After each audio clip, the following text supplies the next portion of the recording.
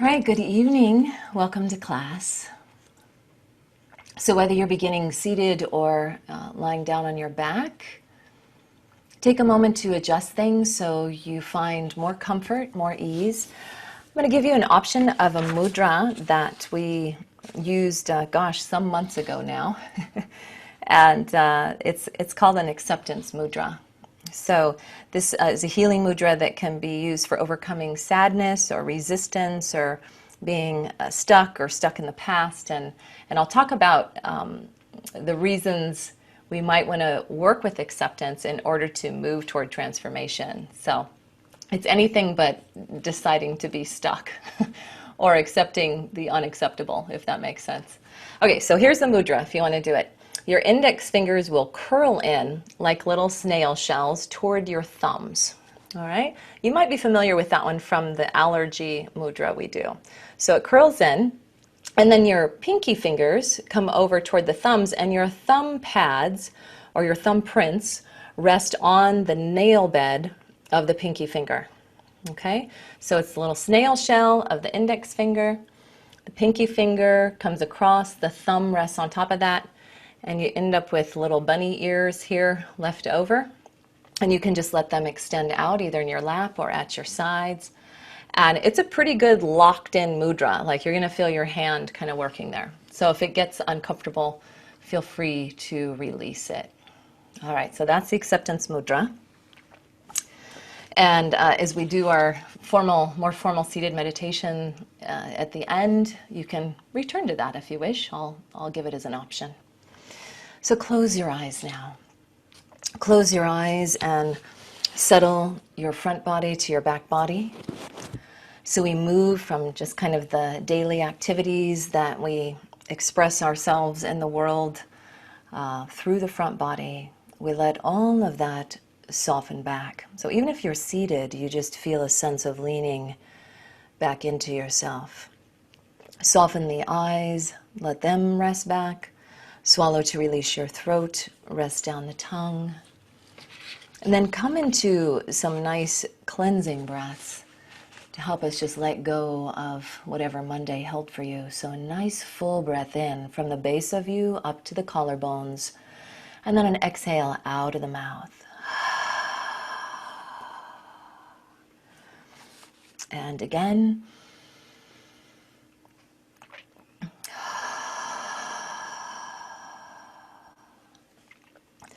And repeat 2 or 3 more times.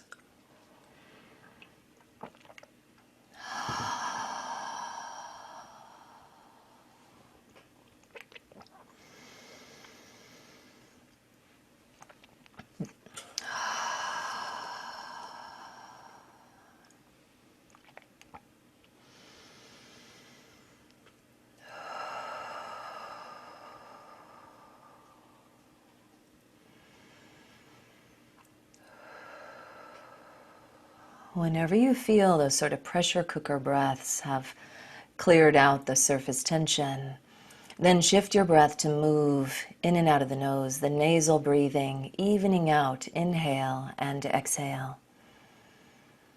Just sponging it in, letting your body become more malleable for the breath to enter, and just as importantly, to be able to let go and cleanse and release from the body.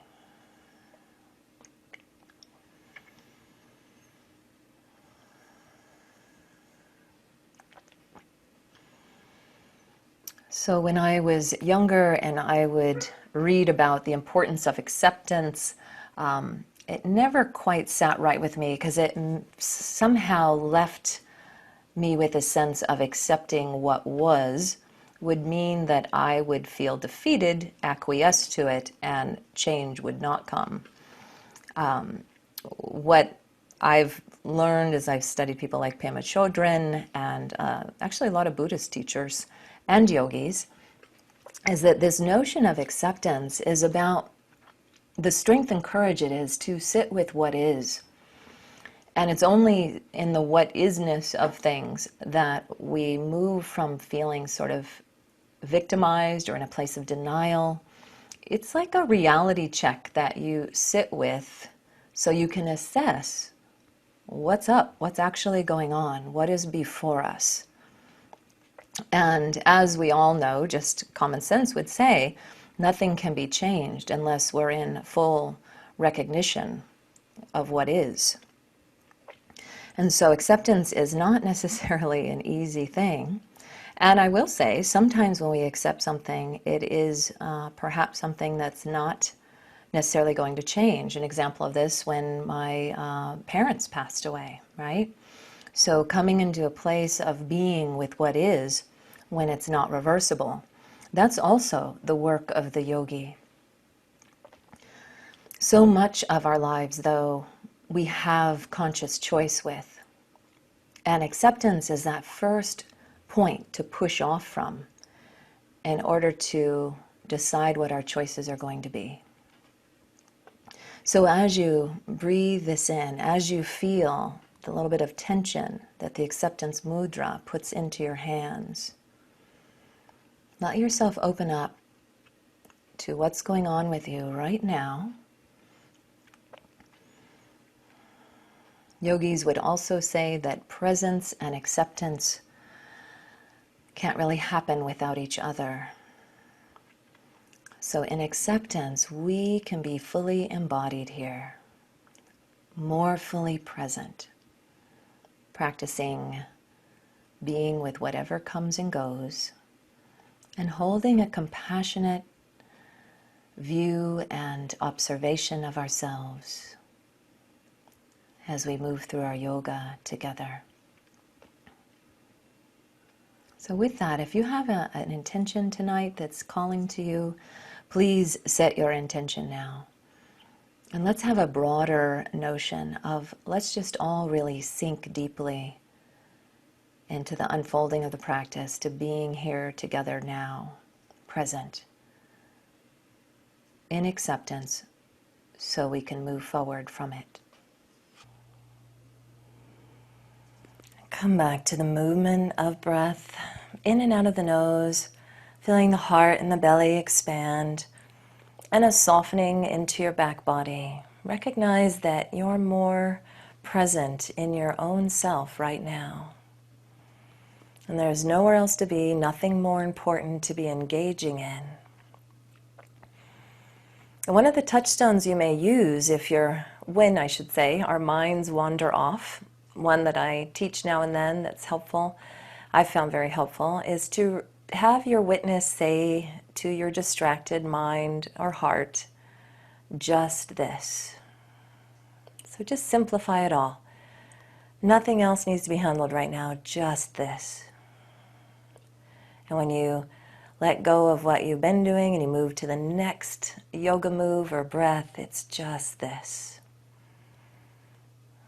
So go ahead and let your fingers unfurl, releasing the thumbs, pinkies, index fingers. Feel that fresh flow move through your hands.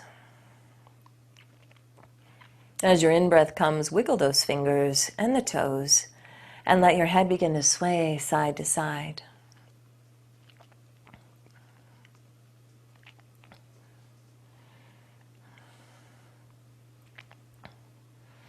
As your head comes back, inhale and grow your arms back behind you. Spread out your fingers, reach out through your heels and spread your toes. Point and flex back and forth with the hands and the feet. Open and close the jaw, maybe a yawn there as you work into the ankles and the wrists.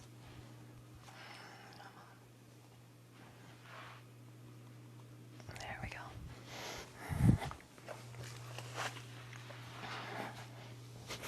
And then if your hands are willing, lace your fingers, push the palms away, and begin to side arc into the body. So as you arc to the right, point your left toes. As you lean to the left, point your right toes. And going back and forth.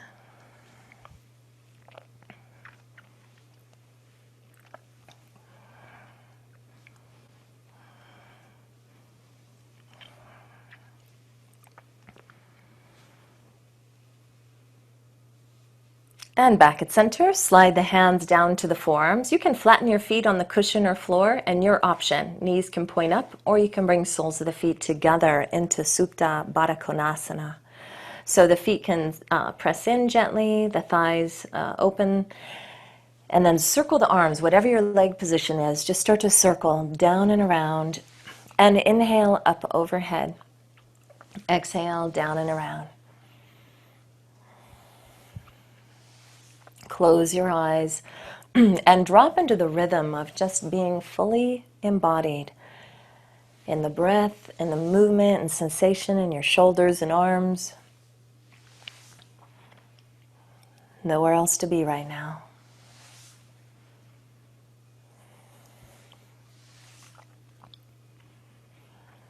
When your arms descend, flip the forearms, other one on top, inhale up the other way. And exhale, down and around.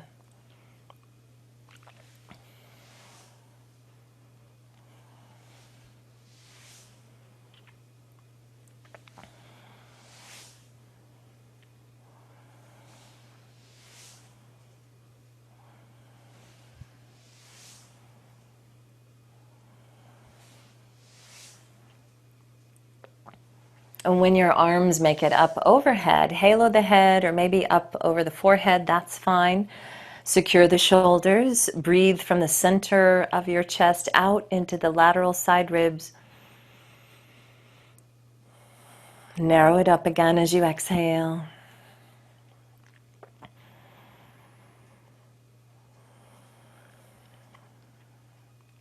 And your next in-breath, elbows up toward the ceiling.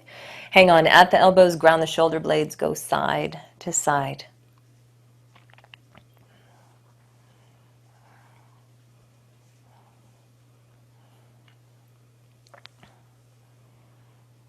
And then back at center, release your hands. Let's inhale, scoop the thighs up if they're apart. If you have the bolster there, keep it within arm's reach, but move it off to the side. Okay. And then once you're back down again, walk your knees in, relax your back, let the knees slightly part, rotate hands and feet. And really reach out the tips of the toes, the fingertips, clear out any crackling, strengthen as you lubricate the joints here. And go the other way.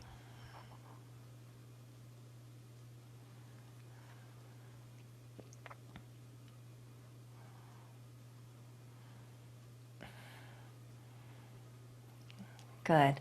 Then plant the hands on the knees. Big toes can touch if that's a helpful point to have the connection at the center. And then the knees circle apart from one another and come back and around.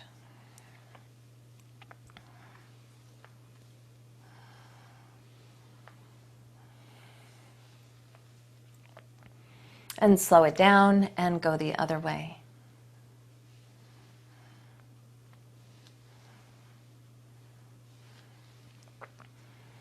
Feel that connection deep in the hip sockets. Notice the symmetry today, or maybe the asymmetry you're feeling. And maybe a little rock in the pelvis as well, warming up those tissues.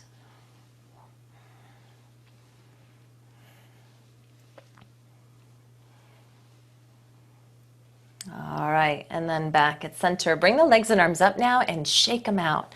So as you shake them out, you're really releasing the fascia here.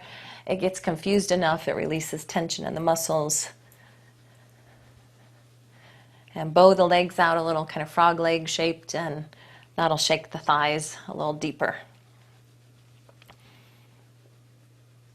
All right, and then flex your feet so that they're going to stand on the sky. Flex your hands so they're going to, or your wrists, I should say, so they're going to stand on the sky.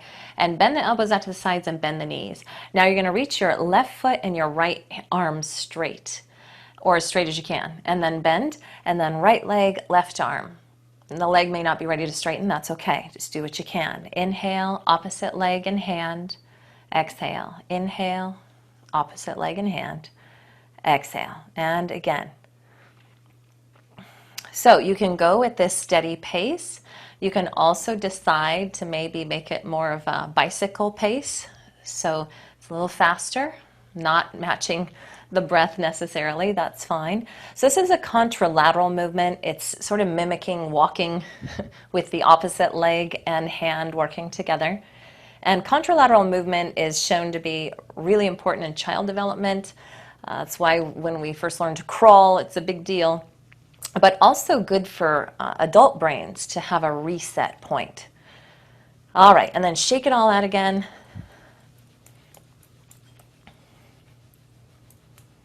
Then bend the knees out to the sides, a second bound angle, but up in the air. See if you can reach around the ankles or perhaps the outer edges of the feet. As the feet, if they can, connect together, sink them in, curl your head forward with the arms straight.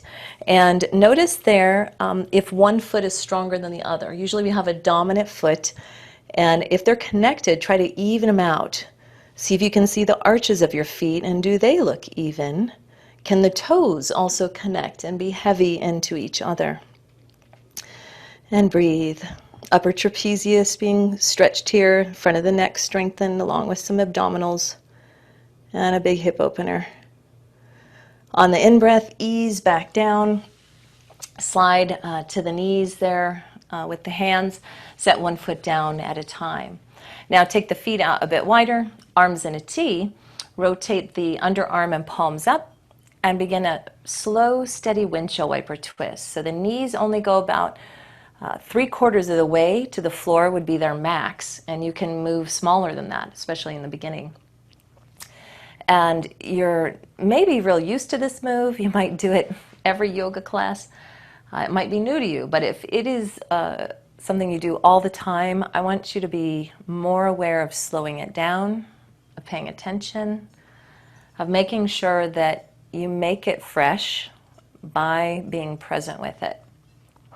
And that really is the difference between just a yoga routine becoming exercise movement, which is no doubt healthful for the body. But when we add presence to it, sort of that beginner's mind, we explore the movement, we're in full command of the movement, then you're working with even the sensory motor cortex, which is a part of the brain that helps you release tension and relearn muscle length in a way that gives you really great relief. So, mindfulness, good thing. A couple more.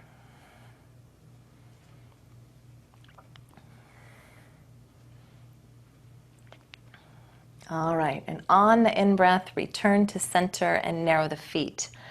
Now, we're going to do a series that you can, on your own, if you like these and you'd like the video later, my email's on the invite you got for class, so you can email me, I'll get you the videos. But we're just going to do a set, we're going to do one of each so that we're not belaboring it so much and you get a sense of how it can release the quads. So we're all probably used to quad stretches, but this is using something called clinical somatics to release the whole length of the quad. We're going to start with the area that's up higher, near the hip flexors. So slide your left leg out and keep your right knee bent. Right knee bent is going to be a stabilizer through the foot. And on the in-breath, you're simply going to slide your left foot in and knee up toward you, foot off the ground, no hands. And you'll hug it in for a moment. And then as slow as you can, smoothly as you can, you're going to release it back down. So that's actually the really important part in the somatic movement is the slow release. And then you'll relax. So that one we pointed straight up. You'll note that. Now we're going to draw the leg in and rotate it slightly out to the left. So it becomes a little bit of the rotated out happy baby or frog move. And then slowly release it back out. And eventually the leg will probably rotate back up toward the ceiling in order to release and let it rest.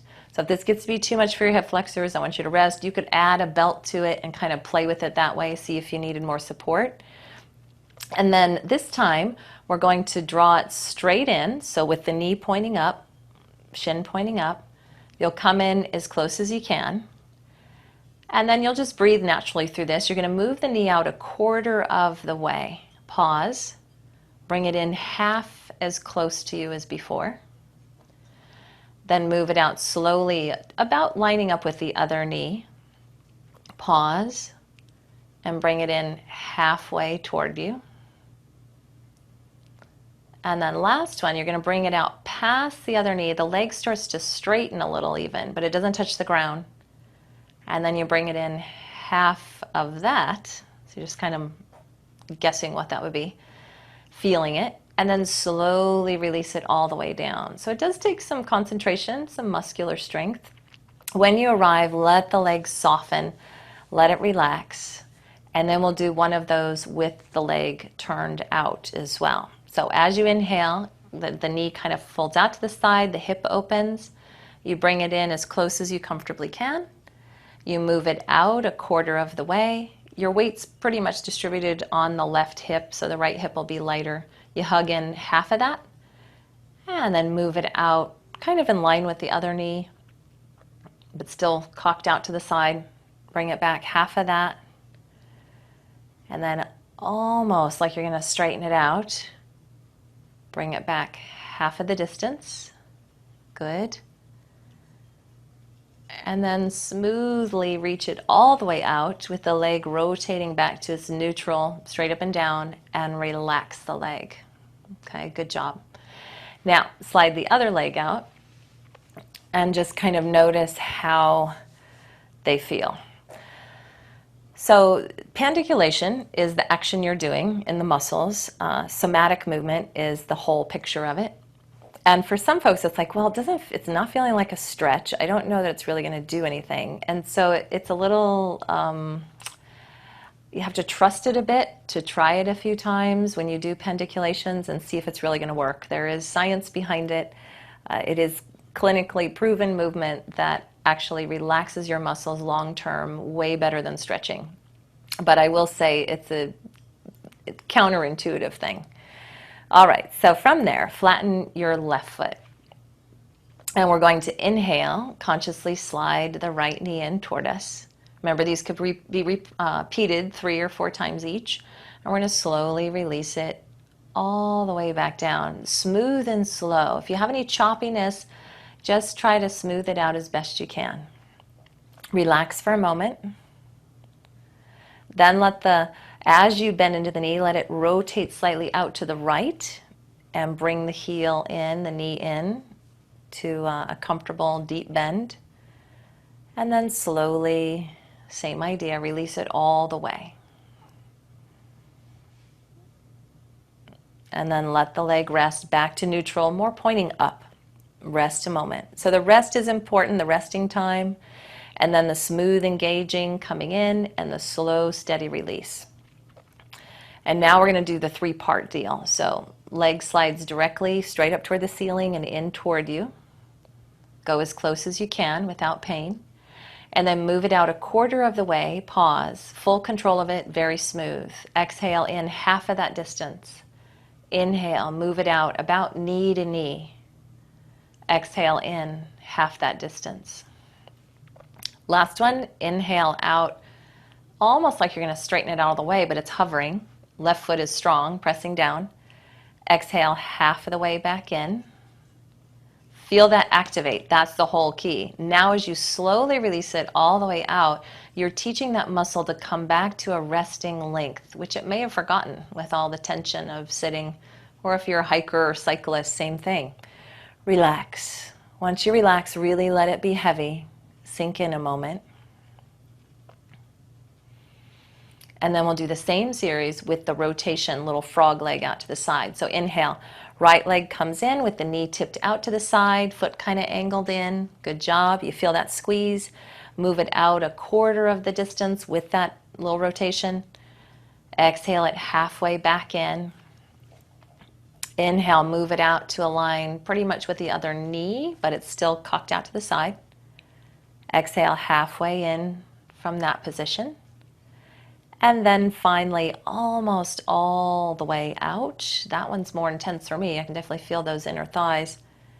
And then bring in halfway. And then finally, you'll make it all the way out and down. Think of that lengthening happening in the muscle. It's training through the sensory motor cortex. When the leg arrives, it'll probably point more up again. Let it relax. Lengthen both legs out. Breathe in, close your eyes, exhale a sigh.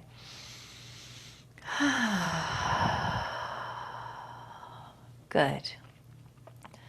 And just notice what you feel. You might even palpate the front of your thighs or up near the hip flexors there. And just notice if it feels tight or softer, a little more bouncy. All right. And then wiggle the toes and fingers and slide one foot flat, then the other. Now we're going to need that secondary cushion. So I'm going to go ahead and press up to set it up. If you have something that you can pile up, blankets work rolled up or a cushion wrapped in a blanket, I'm going to use the bolster on its side here. So we're going to try putting that just underneath the left leg. Okay, so your right leg's going to extend out. It's going to be fully extended. And we have that support just underneath the left knee so you can relax it. Now, hopefully it's not so high you can't land your heel on the ground. Heel on the ground is kind of important, so adjust it if needed. So I'm going to make my way back down. Hopefully you found something that'll work and it's not digging into the back of your knee too much. Your right leg can stay chilled out, just relaxed. Palms down at your sides again. Now inhale and fully straighten, as long as the knee's happy, the left leg. So this is a different area of the quadricep, a different function of flexing, of extending the knee, I should say. It's the right near the knee. And then smoothly, slowly release it down. So I have a little choppiness there myself. I think I'm kind of tight down at the lower quad. And we'll do it again. Same move. Inhale, straighten the leg. And after a second or two at the top, smoothly, slowly. Think slow. That's the kind of the gift of what you get out of it if you can slowly release. It might seem like it takes forever. And then this time, so we did 2 of those. You could do 3 or 4. As you lift up, you're going to let the leg and hip rotate slightly out to the left, maybe about 40, 45 degrees. So the hip and knee and toes kind of rotate out, and then slowly lowering it. Almost when you're about a quarter to the ground, it'll rotate back up toward the ceiling. So just let it move naturally. And then repeat that one. Inhale, slowly opening the hip and the knee out to the side. My cushion is rolling out from underneath me, so I'm going to adjust it. Good. And then slow, easy release. All right, let's do one more of those with the external rotation. Inhale, straighten the leg, the hip, knee, and toes, angle slightly out to the left.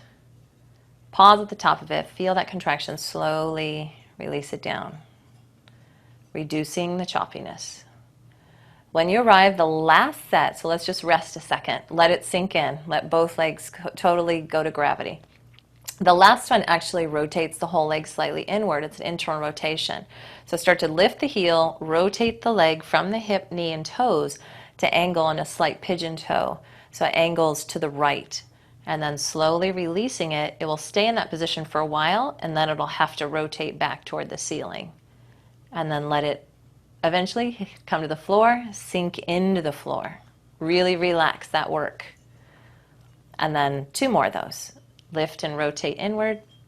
Once you get the hang of it, these don't take long, and the cool thing is it's only a set of 3 or 4, and that's plenty. You don't have to do 15 or 3 sets of 15 for it to work. All right, definitely relax in between. One more at your pace. I can definitely feel the internal rotators there.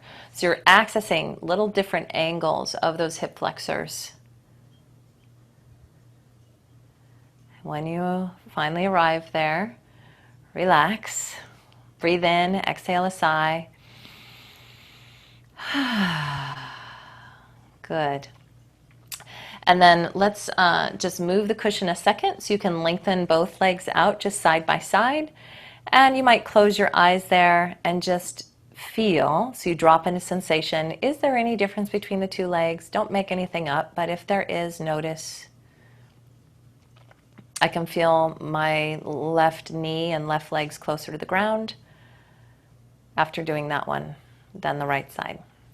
So let's grab our cushion again. You may need to sit up to get it underneath your leg. Do what you need to do there.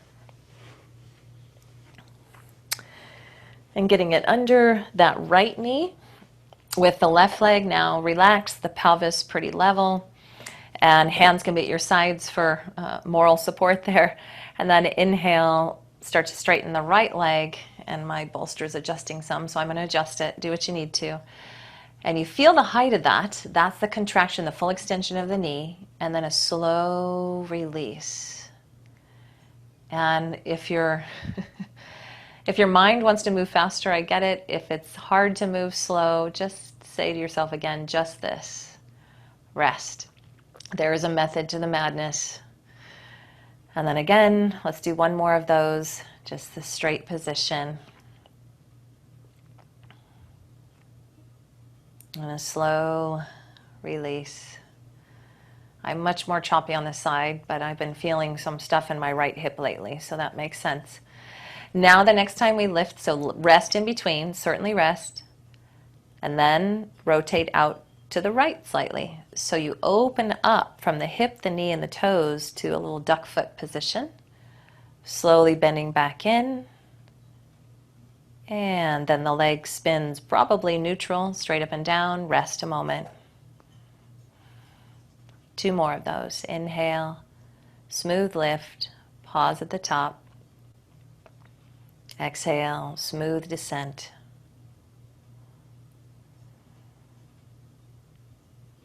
When the heel lands, relax dead weight. And then one more time.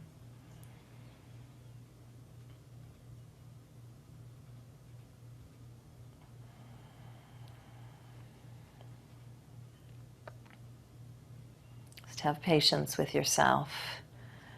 When your heel arrives, really sink in a moment, release the front of the foot, the toes. And we have one more set of 3 with internal rotation, then we're done. On the in-breath, start to lift the leg, and it rotates slightly inward, what I would call a pigeon toe position. So the thigh internally, knee internally, toes internally, and then slowly release. Most likely, your leg's going to turn straight up again toward the last quarter of movement.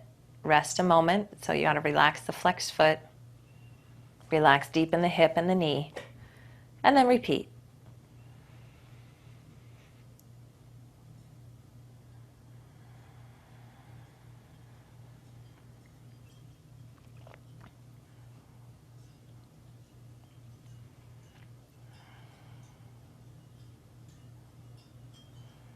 And one last time.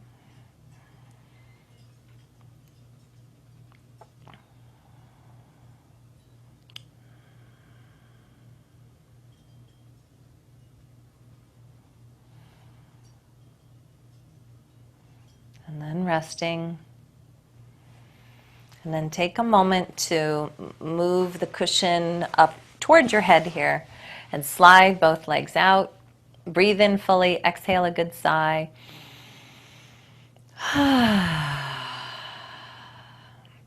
So believe it or not, that may have not felt like too much work or not a lot going on, but you did quite a bit of reprogramming for the whole front of the thigh, across the hip bones to the knees.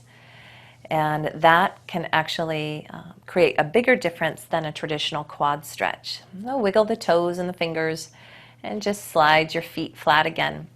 Now, if you can use either one of your blankets here or a cushion under your head, this is a little high for me actually, so I'm going to go with a block. But grab either a single block on a low end or a blanket or something underneath your head. And I don't care which side you're resting on, don't worry about that. I'll just talk top and bottom, okay? Top side or bottom side. So as you're here, have the support under your head slightly pushed back so that you can turn your gaze and your nose toward the floor, rolling slightly off the edge without crunching your nose, okay? And then bend the knees so that the knees are at an angle out from you. They don't have to be all the way up at a 90, but not super low. Bring them out about, I don't know, 30 degrees or so from that position. Kick the feet out slightly so they're not tucked underneath you. And we're going to bring the hands together here. And on the in-breath, your top hand is going to lift up from the weight of gravity, come up toward the ceiling. You're going to bend at the elbow and exhale, make a fist and squeeze gently back toward the back wall and toward your buttocks. And your buttocks are going to arch slightly toward your elbow. So you're creating a nice connection here, chest opener, mid-back, shoulder, traps, all the way through quadratus lumborum and your lats. So it's a big, big move. Then inhale, slowly bring it up, spread out the fingers, the head turns back. Bend your bottom elbow so your hand, bottom hand, can catch that arm. And as you exhale, pull the top arm like taffy, just gently guiding it, stretching the tissues, turning your gaze even toward the floor. So your head goes with it. You're not overstretching the body. You're not maxing out the movement, but it feels really good. You're exploring a stretchy, taffy-like sensation. And feel that your low back gives too. It curls very gently without tucking the tail. You can feel all those muscles being gently lengthened out. On the in-breath, ease off of that. And we're going to lift the left arm with strength out of the, not the left arm, your top arm, off the bottom hand. Come to the top again, spread your fingers. Make a fist, squeeze back, arch the back, pull the elbow back and down and turn toward the hand. And then inhale, slowly guide it back up. Fingers splay out. And we'll do last one here. Bend the bottom elbow, catch the arm with your hand. And you can pull straight across or even up a little higher if you'd like. And bow toward the floor. Think of stretching taffy through the low back, all the way down the buttocks and tail. Breathe into that. And then inhale, ease back to start position. Bend both elbows and just breathe. Okay, now if you feel like you got that just from the verbal part of it, just roll away from the camera. You don't have to necessarily see me. If you want to still be able to see me, I'm just going to change directions and we can go to the other side. So head supported with some space for your face to roll toward the floor. Knees bent, feet kind of kicked out from underneath you. Palms together on the first one. And on the in-breath, top arm rises up toward the ceiling. Your gaze turns with it. Spread your fingers at the top. Exhale, bend the elbow, make a fist, squeeze the elbow toward the buttocks, arch the low back so the buttocks move toward the elbow. Turn your gaze toward the fist. Don't hurt anything, so you don't want any pain, maybe a little intensity. Inhale, smoothly back up, spread the fingers out. Start to bend your bottom elbow so as you slowly bring your top arm down, you take hold of the arm and pull it like the taffy stretch. So you're just slowly exploring, stretching, lengthening, head turns a little toward the floor. Feels good. You let it draw all the way down the mid-back, low back. The tail just softens and lengthens without tucking.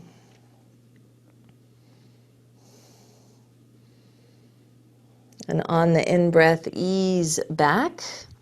Bring the arm up one more time. We're going to spread the fingers at the top. Make a fist, bend the elbow.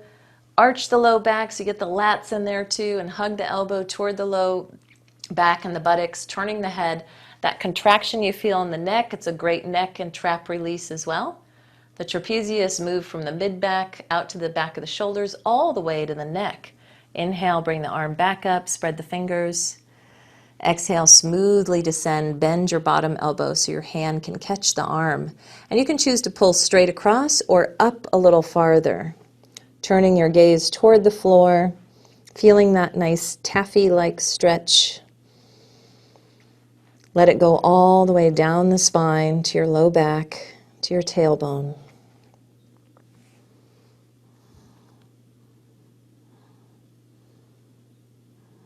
And on the in-breath, ease back. And just kind of rest here in a fetal position. Breathe into your back. And when you're ready, press with your top hand, let your head hang, and make your way up. All right, so that's a wonderful one for all kinds of muscles. I did it today for the upper trapezius, for the neck, as one of the requests. So it gets a whole bunch done besides that, but it's a nice one for that. Okay, let's fold our blankets into a kneeling pad position. So If you want some knee padding, I always recommend it. And then you'll come right up into tabletop position.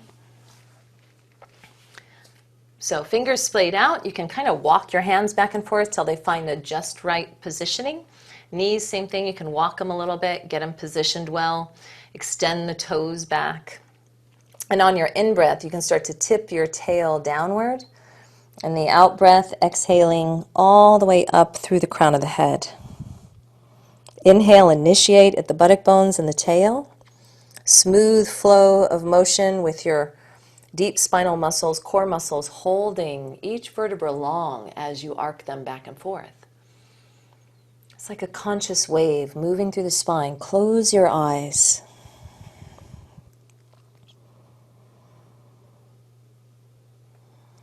And notice that maybe some of that work you did in the thighs, the front thighs, and in the back that you just finished with the taffy stretch, how that changes your cat-cow. How's that feel for you right now?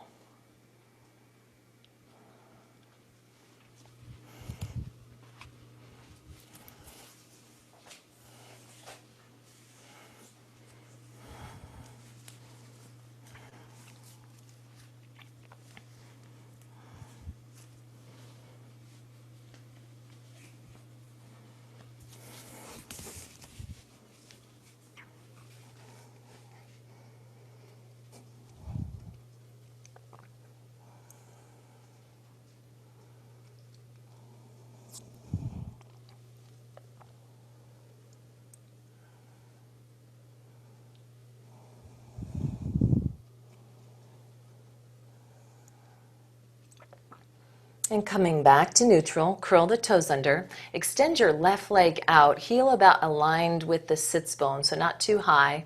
Tone the pit of the belly, tip the end tip of your sternum, the chest plate, towards your navel, so you get even stronger wrapped around the core. Slide the sides of the throat back and lengthen your neck. Tip your chin slightly down. Now reach your right arm out in front of you, palm facing in. Option to this, you can have the fingers down. You can also have the toes down and still get a really nice core work there. Breathe into tiger stretch. Moving on, if you wish, slowly move elbow toward knee. They don't have to touch. And exhale smoothly back out. We can do a few of those if you're deciding to do them. Kind of this slow, steady, controlled motion. Really spacious in your grounded joints, your right hip and left shoulder. Next time you extend out, pause there. Bring your right arm back next to your side. You're not going to reach for the foot here, but you will bend the knee, tone the pit of the belly, pull your head forward. Then set your right hand down. Rotate just the left leg bone open 15 degrees, tone the pit of the belly, and now fire Hydrant Dog. The pelvis rotates then up over the pretty stationary right hip bone. So you want to look down at your right buttock, make sure it didn't swing too far to the right. Moving on, pop up to your left finger pads. Reconnect through the chin tipping down and the belly toning that you're in full support of your spine here. Turn and look to the left and breathe. Good. Then looking down, flatten the hands, straighten the legs, slowly square the pelvis, bring the toes down, curled, and gently press away for a calf stretch. If you're okay with the top of the foot stretch, point your right toes, use your core to lift you, and peel your right knee an inch or two off the ground. So you got to make sure that your foot doesn't cramp and that feels safe to you. All right, lower the knee, lower the left knee. Exhale into cat stretch. Inhale into cow. Good work. Come back to neutral. Shake out the hands if you need to. All right, toes curled under. Good strong support in the body. Let's extend the right leg out. Toned belly, heel about sits bone height. And then from here, nice core strength. See if you can lift the left arm up, palm facing in. And you have the chin tipped down, the belly toned like you've sort of tied up the football pants there. There's this kind of lacing action of the muscles. The sternum tips toward the navel. Moving on from that, draw the elbow toward the knee if you choose to. Slow and steady. Good. Really powerful space for the right shoulder, left hip. Rest if you get tired. Better to stop before you get too tired. Next time you extend out, bring that left arm around at your side. Bend the top knee, the lifted knee, I should say. And breathe. Then bring the left hand to the floor. Move just the leg bone in that little rotation you practiced there, the little fire hydrant move. Tone the pit of the belly, and then see if you can take the pelvis as a unit up over the stable left hip. Look down at your left buttock. Make sure it didn't swing way off to the left. If you're okay with it, pop up to your right finger pads. From the belly toned and the chin tipping down, turn and look to the right. Good job. Fire hydrant dog here. And breathe.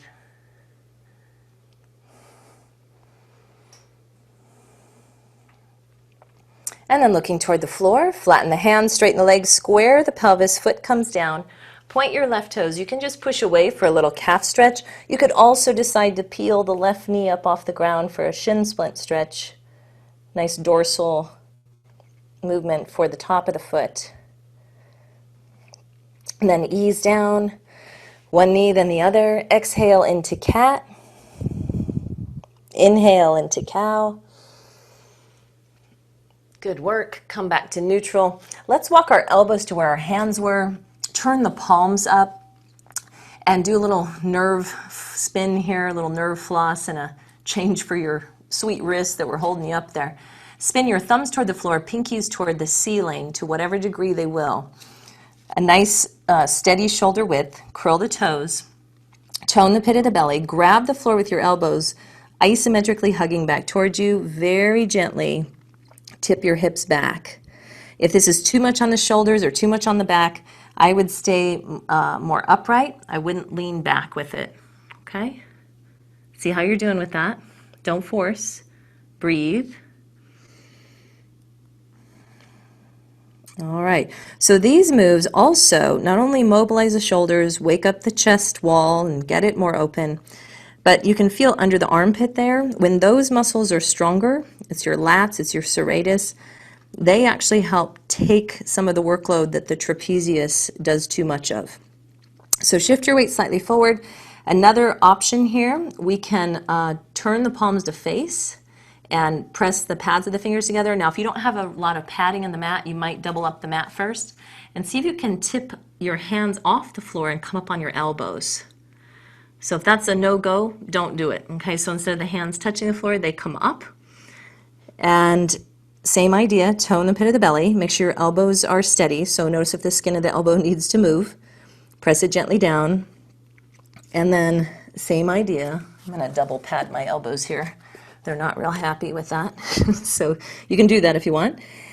You can lean back. So that's just up to you and your shoulders. So your elbows are pressing, your finger pads are touching, and you lean the buttocks back. And it's another deep shoulder mobilizer. And it's more under the armpit at this point. And some of the rotator actions there in the chest. Please don't overdo. Stay out of any level of pain. Back off of it. Then inhale, ease back up. Ooh, good. Take your time if you'd folded up your mat. Let's unfold it again. And from tabletop position, now walk your hands a hand length forward. So we gave our wrists a pause. Now we're going to head into dog. So with toes curled, we're going to do 4 stabilizers that help space out the shoulder through the rotator cuffs working. So bend your elbows. Isometrically, gently, with the belly toned, hug the hands back toward you. Make sure you don't overdo these. Now, after you pull the hands back towards you, push the mat as if you're pushing it wide apart. That's number 2. Number 3, push the hands forward, like you're going to stretch the mat forward. Last one, hug the hands in and bring your arms back to that strong, straight position. So as long as that feels safe, knuckle pads should be deeply grounded, your hands really set up for dog. Lift your knees up and slowly pull the pelvis up and back. growing into your downward facing dog, neck long. Just let it do a little snake river move like that infinity S, releasing the neck more fully. And the underarms light. You have that Goldilocks spot in the shoulders. Then bend one knee at a time. Your neck can just find its resting place with the head. Take the legs for a walk. Options to this: cat-cow, puppy pose. You could even stand and put your hands on a counter and do a different variation of this. So just know that there's plenty to do besides down dog. And then high on the balls of the feet, think of your pelvis and your thigh creases hanging up on a clothesline. And your low back just lengthens and softens out through the crown of the head. You can feel those stable, beautiful, spacious shoulders. And your hands rooted nicely, fingers growing out from the lake of the palms. Suspended in dog, Adho Mukha, a free traction kind of sensation in your spine. And when you're ready, gently descend. Stretch back and pose of the child. So you might rest back towards your heels or not. Maybe that's not working for you. You could curl your toes and rest your head on your hands. We just want you to be comfortable there. So rest and breathe. Wrap your breath from the back body to the front.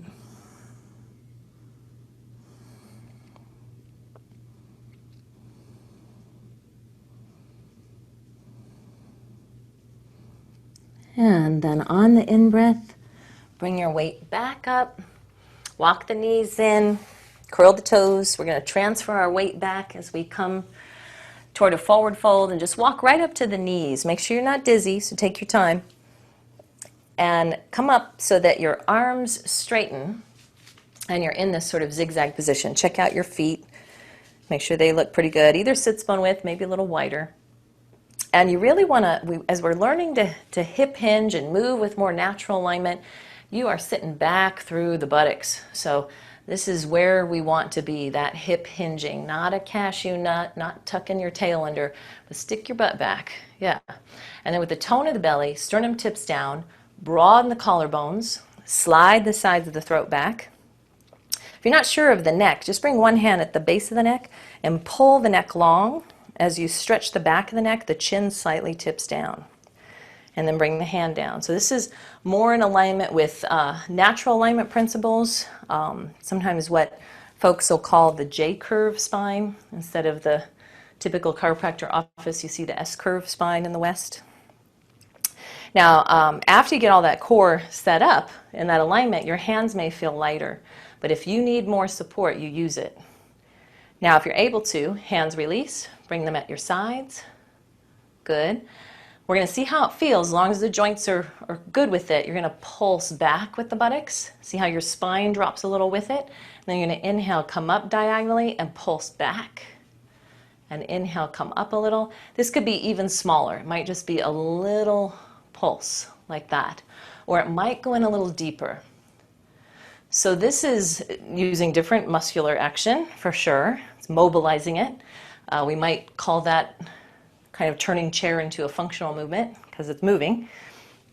And it's going to use your fascia differently. So when you bounce or bob, you're actually increasing elasticity in the tissue, not just strength.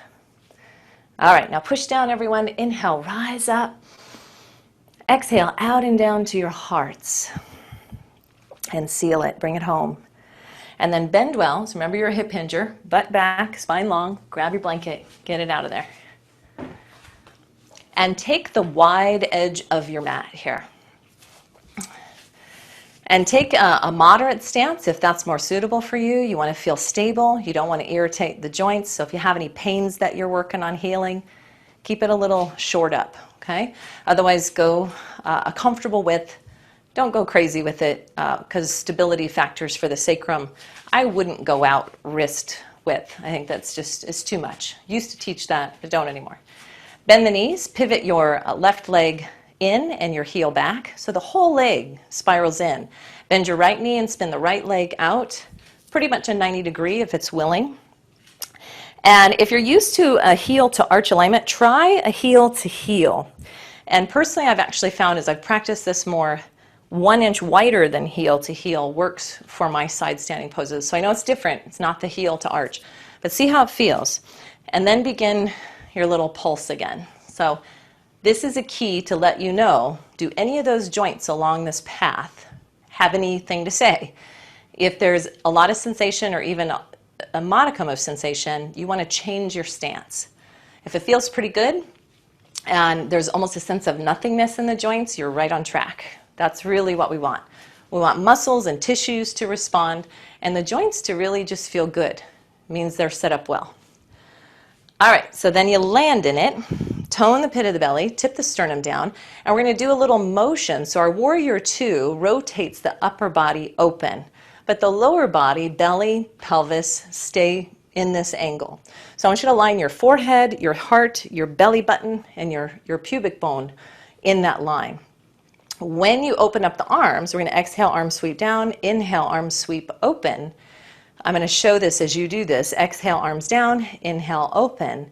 It's just the upper body, the ribs and the head that are twisting. Exhale, hands down, inhale, open. Okay? So now you've mobilized your warrior two. It's a little bit of a different animal than just holding the pose. And they're all good. We want to play in all kinds of ways of stable, strong poses held, flowing in and out of poses, and practicing this kind of stuff. Coming slightly out, arriving. Next time you open up, pause there.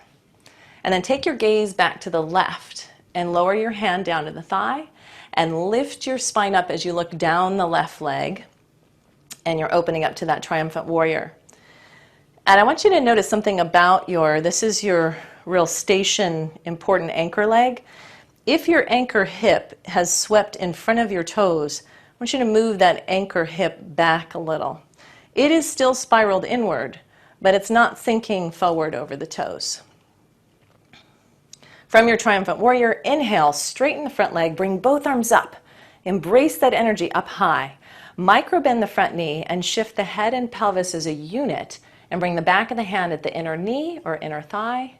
Now we're going to practice this upper body rotation again with what I call the willow tree arm. So you're going to swing the arm down with the spine and the head. Exhale, open up the upper back, the shoulders and the head. Inhale, sweep. Exhale, just moving with the wind. Open. Lower body is solid. If you were to look at your right knee as you open up the chest, it does not twist. You are in great position and you're practicing an upper body twist here. Beautiful. Good work, everyone.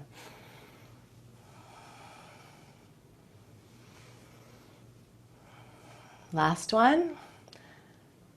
Pause there. And then bend the front knee. Place the hand on the knee. Swing the arm down. And now you're going to keep your navel pubic bone in the place it was, but you're going to take your chest and head to bow more toward the floor. Instead of twist away from the navel, you're going to twist down toward the floor. Now, you can stay on the hand here, or you could heel till your left foot further back and come down on the forearm. This is a bowed position, Parjvakanasana. So you're on purpose, rotated toward the floor. Push into your right hand or forearm and inhale. Puff up the back like you puff it up a little. Let a wave come through it as you exhale. Whip it out through that top hand. Inhale, puff up and round. Lift up that arm. Exhale, whip and roll it out like a wave going through the fingers. Inhale. Exhale. A couple more. So a little more of that modern dance-ish flow. You are mostly made of water. Your tissues want to move in spirals and waves. So we're just trying to add a little of that to our yoga. One more time. Excellent. Okay. So we are going to attempt to get to the floor. So if you're able to, you're going to bring your hands down one at a time and pivot. Now, if that does not feel safe for you, absolutely, I want you walking up. And then just heel toe carefully out. If you're down on the floor, pivot, step out, come back to dog. If you did it in phases, once you've heel toed out, then you can turn to the side and you can come into dog. So let's roll to the top side, especially of that left foot, It takes a lot in that standing pose with the back leg. And bend one knee at a time. Good. And then walk the feet toward your hands. You just go as far as you can. It might just be a step. And then walk your hands back toward your feet. Walk up to your three-quarter stance, like your chair pose again. Tone the pit of the belly, tip the sternum down, slide the sides of the throat back, chin tips down, pulse a little bit. You might release the hands if you don't need them. Pulse back, pulse back. So you're also getting a sense, oh yeah, my head doesn't drop during this. I'm not rounding the back when I'm coming in and out of it. You are this beautiful hip hinger that's built to move this way. And then pressing down, inflate up. Exhale, open up, offer your heart up. Inhale, straight up. And exhale, hands back to your heart. And release. Very good. All right, let's shake out the arms, shake out the feet. All of that before we do side two. Okay, so find your stance again.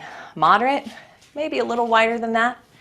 Bend the knees, right heel is going to pivot back, and the whole right leg, this is your setup that stays the same.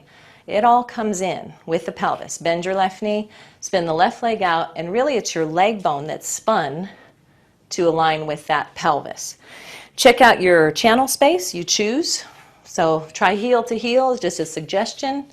I like a little wider than that. Then you can play with it. You can bounce a little. You can slowly push back and forth and check in with the joints. You can make it more of a jump rope kind of warrior. That brings a lot more elasticity to the fibers of the fascia. So even if we have injured tissues, as long as it doesn't hurt to create a little bobbing, they show that it takes a while. It can take 7 months to a year, apparently, to get the fascia to respond. But it goes from a felted-like material, if you know what felt feels like, to a springy kind of double lattice avocado net or onion net kind of looking thing. So that's much better for our joints. Okay, pause, tone the belly, tip the sternum down, lengthen the neck. And remember, the rotation comes from the upper body. So let's exhale, sweep the arms down. Inhale, upper body rotates open, thumbs up, beautiful open warrior. Exhale, come back towards your navel space and the alignment with it. Inhale, exhale. And just see if you can really feel what you're doing. You might keep your gaze at your front leg for one of them and make sure you're not pulling that knee toward the big toe. Make sure you're not rotating the pelvis with the upper body. This takes some time to sort of kinesthetically take into the body. Good. Yeah, one more. When you open again, turn your gaze to look back to the right. Feel your warrior, your ability to know your own 2 feet, even though you can't see them right now. And then bring your right hand down and your gaze down to the leg. Your left arm comes up. Lift up and over the right side low back, like you're sort of pole vaulting up over yourself. Notice if your lovely outer right hip joint has rocked forward of the toes, and just scoot that back some. So we want that spaciousness and that lovely hip alignment there, so we're still on the axis of the inner spiraled back leg. On the next in-breath, push off that left foot, rise up and reach skyward. Micro bend the front knee, exhale, shift the head and pelvis. So this is like hip hinging, but it's on the side. So you feel that, rotation is still there. Your hips, your pelvis glides over the hips. Then bring the back of the hand, inner knee or inner thigh. Don't worry about getting to the floor. It's a whole different triangle purpose. And then the willow branch begins. Inhale, bow toward the floor. Exhale, rotate upper body, head and arm open. And you customize this. So we want free, clear movement in the joint. No repetitive clicking, no pain. And that's where you come in, where you actually make it your practice. You stay under the radar of pain. You're looking for free, healthy movement.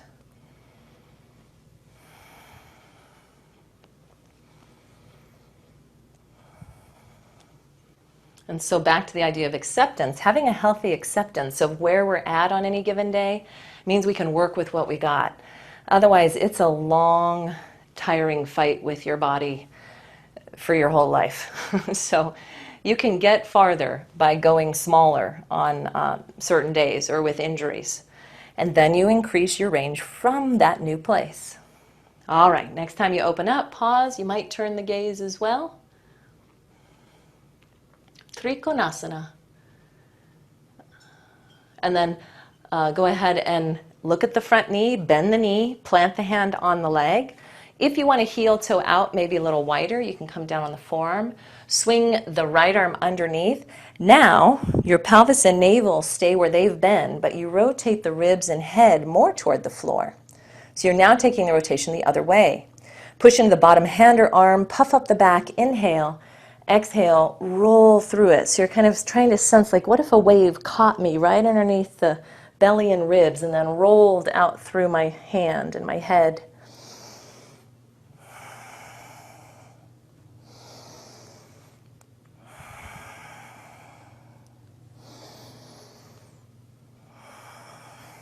One more. The little wave, Parjvakanasana. Now, if you're coming down to the floor, do it mindfully, hands down, pivot, back to dog. If you're needing to come up to stand, you can even walk yourself up if you need to. I'm in a really wide stance, so if you are too, take your time. If you're heel toeing together, do it mindfully. This is a kinetic chain from your hip to your knee to your ankle. You're learning to move that as a unit. And then you can come back to dog if you came up the way I did. Roll over to the top side of each foot, especially that right side. High up, clothesline it, snake the neck long, kind of let it go like a river. And then just breathe.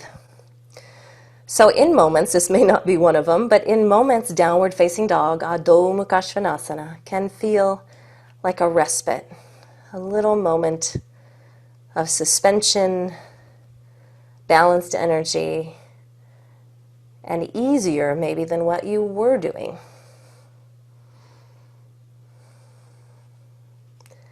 And then walk the feet as far forward as you can, just practicing that transition. Walk the hands back and then up on the knees. Come up slow and easy, no dizziness. Let your blood pressure level out. And then find your 3 points. So it'll become second nature, belly, sternum, head. And then you'll walk up from a hip hinge understanding. So see how my head and my pelvis move together there. And then shake it out. Okay, so we're just going to do some symmetrical cleansing breaths here and a move in Qigong they call sweeping the clouds. Okay, so this will just even us out and get us ready to come down for our seated meditation. So hands to the heart, just standing in mountain. Make sure you have a little room behind you and around you. Breathe in. Exhale, out of the mouth, bend the knees. Inhale, sweep the earth energy up. Look toward the sky, bend the elbows and begin to sweep the clouds. And just breathe here. So you're not trying to hold the breath. You're just breathing naturally as you sweep the clouds. Then inhale, reaching up, hands come together. Exhale, out of the mouth, squat. Release the hands down. Inhale, bring it up. Exhale, begin that sweeping of the clouds. Just breathe. Then inhale, hands come together. Exhale, out of the mouth. Release the hands. Inhale, scoop up the earth. Last time here. And just breathe. So you open up the energy in the shoulders. Draw a little bit of that sky energy into you. Inhale, palms together. Exhale, stay standing, but exhale out of the mouth. Back to your heart. Good. Release the hands. All right, so now we're going to set up for our seat. So if you do a comfortable floor-seated or kneeling meditation, that is your deal today. Otherwise, please use a chair or couch so that you can actually be comfortable. So you may have not had time to read my email, but I give a little small dissertation on why I think sitting with comfort is important. So let's all find as comfortable a seat as we can. Let me try to get myself back in focus. Okay. All right, hopefully it's got me. Yes, all right.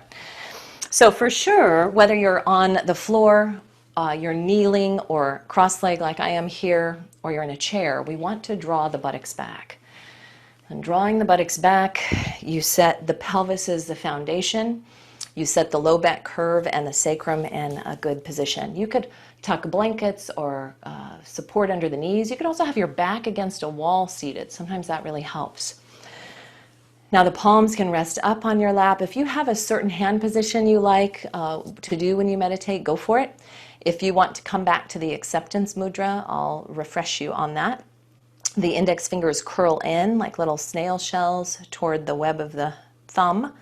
The pinkies come across, and the thumb prints hook over the pinky fingernails. The middle finger and ring finger just extend out like little bunny ears, and that is the position. Okay, so then once you're settled, close your eyes.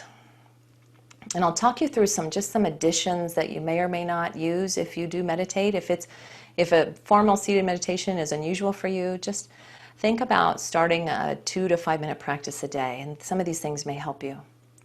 So post-yoga practice is always nice because you're going to be more open, more spacious, more mindful.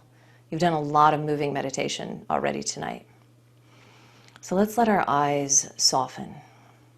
Notice the weight of the head and see if it can balance nicely over the shoulders. The shoulders aren't squeezed back and they're not slouched. They're very neutral, wide out to the sides. Sense the ribs.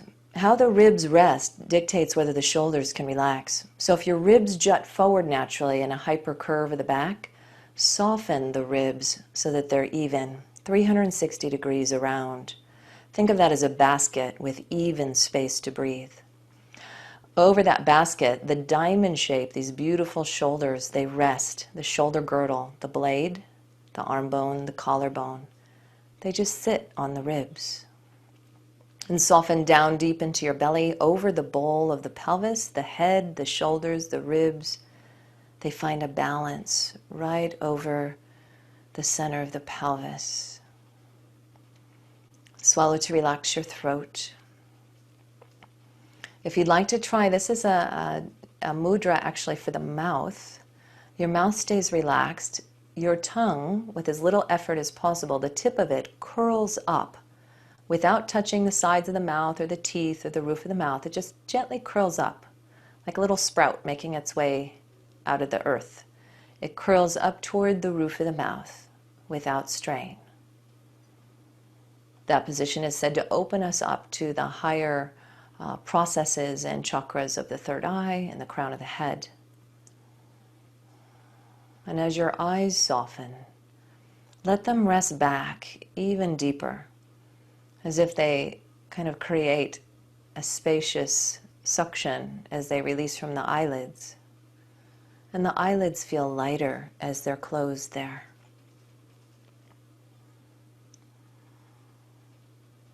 Feel your breath taking over. You are now being breathed. And what an interesting practice that is, to observe yourself being breathed. There is nothing required, just to be and observe here. Let your body take over in this relaxed seat. And then finally an option for an inner gaze, an inner drishti point. Without straining the eyes, let them softly turn slightly cross-eyed toward the space of the third eye between the eyebrows. So it's subtle, don't let it irritate your eyes.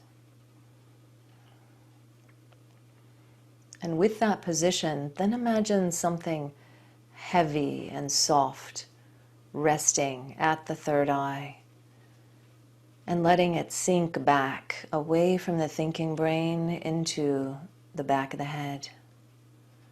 And with that, you sort of go inward, deeper into that third eye space, much like deep space.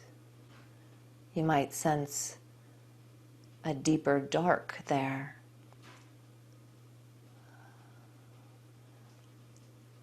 and yet feeling safe, knowing you're safe as presence in the field of your own energy, surrounded and protected.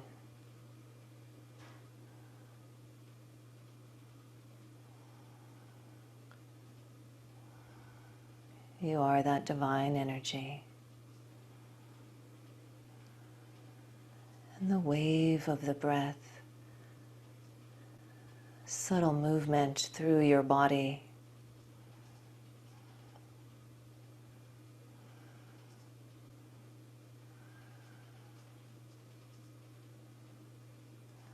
And this spacious awareness, you're able to compassionately observe whatever comes and whatever goes.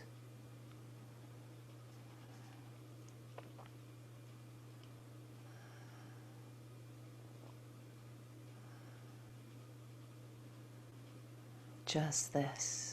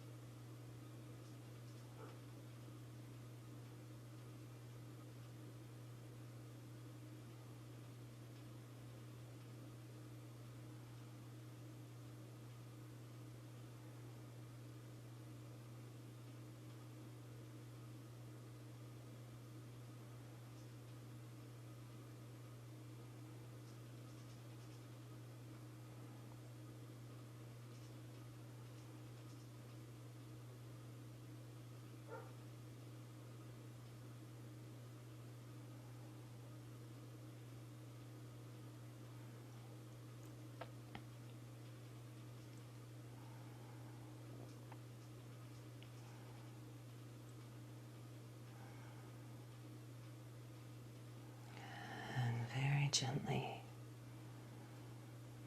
move from that deep space of the third eye back to the surface of the space between your eyebrows.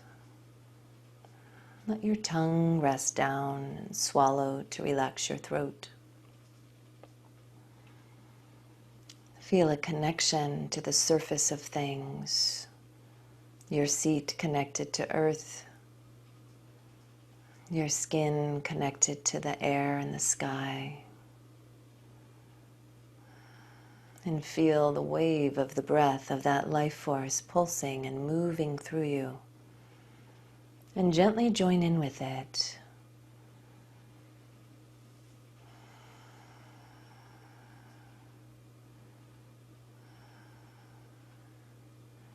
And let your fingers unfurl from the mudra if you are in it. Feel the energy. Wiggle the fingers and the thumbs.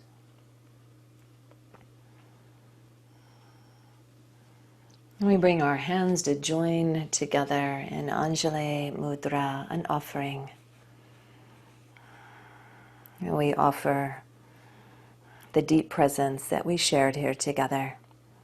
Even in different space, we share the true space that connects through meditation, through our practice. And may we recognize that acceptance is not acquiescence. It's being able to, with courage and integrity, see what is. And so that which can be changed, we move toward that change with peaceful force. We honor that in our lives and in the world. And to each other we say namaste. Namaste.